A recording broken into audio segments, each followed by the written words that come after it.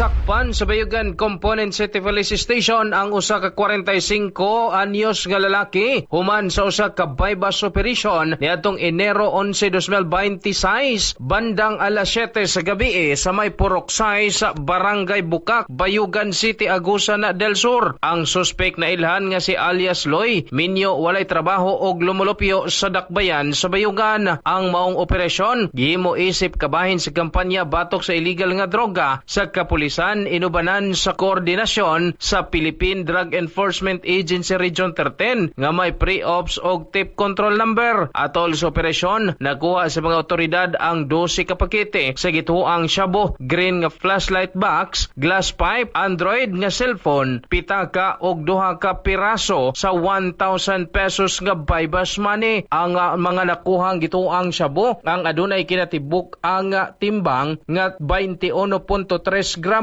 o gibanabana nga bili nga adunay 144,840 pesos base sa standard drug price. Duha ka body worm camera ang gigamit aron ma-record ang bypass operation og ang search og seizure gihimo diha sa presensya sa mga lawful witnesses. Sa pagkakaron ana sa kustudiya sa Bayugan Component City Police Station ang nadakpang suspek og ang tanang nakumpiskang ebidensya alang sa hustong disposisyon og pagpasaka sa kaso. Ang iyon usab nato ning atong mga kaigsunan nga hantud karon, especially kini ato ang mga kaigsunan nga nagpabilin gihapon diha sa bawal nga droga, no?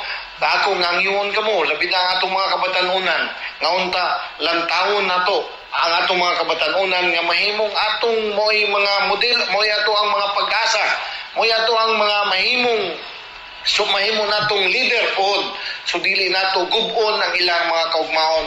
Pinaagi lamang sa atong personal interest nga mga kahakog para mokita kita, no? Ang tipik sa pamahayag ni Police Lieutenant Noel P. Lambed, mga katropa, kapi ba ang imong gipangita nga makatabang sa balatian? Santon Plus Coffee Mix. Alang sa Negosyong Pilipino para sa Pilipinas, ini si katropang Ray Alburo Alinton, XFM News.